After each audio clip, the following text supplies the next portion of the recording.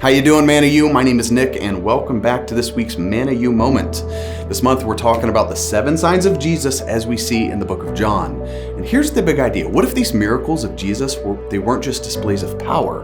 What if all of them underlying, there were signs of his kingdom coming? And so far we've discussed the first 4 miracles in the book of John. Today we're going to look at miracles number 5 and number 6. So let's jump right in.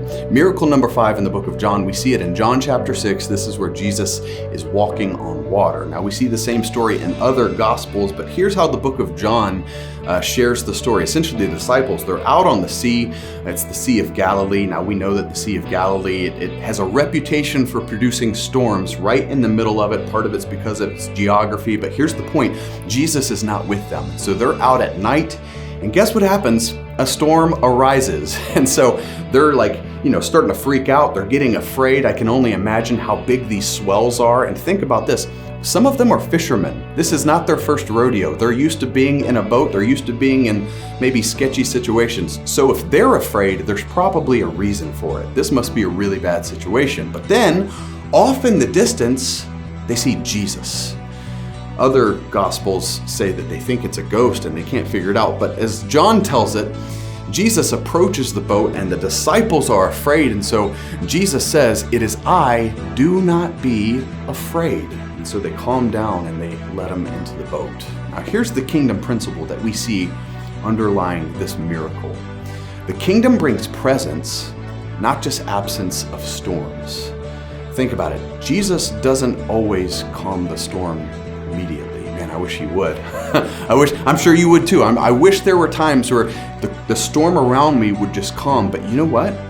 It's actually better than that, because he doesn't just calm the storm, he's in the storm with us. He enters into the storm with us. It's his presence. His presence is the promise. That leads us into miracle number 6. The healing of the blind man, and this comes out of John chapter 9. But Jesus, he sees this man who's been blind since birth, and the disciples are asking him, who sinned? Was it this man or was it his parents? And Jesus completely rejects that idea, and he says, no, this happened so that the works of God might be displayed in him. Jesus knows he's about to heal him. So of course, Jesus, he takes the spit and the mud and he heals the blind man, and now the blind man can see.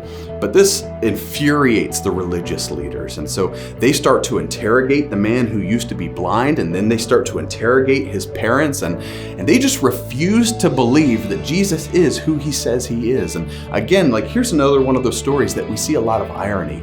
The man who once couldn't see now becomes the only person in this whole chapter who truly can see. Not just physically, but spiritually. He sees Jesus for who he truly is. Here's the kingdom principle that we learn. The kingdom opens our eyes to see truth. We see God for who he truly is. And in that light, think about this story. The truly blind are revealed. And I'm not just talking about those who can't see. I'm talking about those who refuse to see. Healing, it's not just physical, it's a spiritual thing. And in this story, Jesus reveals that real blindness is refusing to see the truth of who he is. Now, in both of the stories that I shared today, it's the same question. Can we see him? Can we see Jesus when we're in the midst of that storm? Or are we just blinded by fear? Can we see Jesus when he's standing right in front of us? Or do we have a lack of faith? Manna U, may we have the eyes to see him everywhere, in every situation. May we trust him and believe him that he is who he says he is. God bless you. I'll see you next week as we finish this series talking about the 7 signs of Jesus.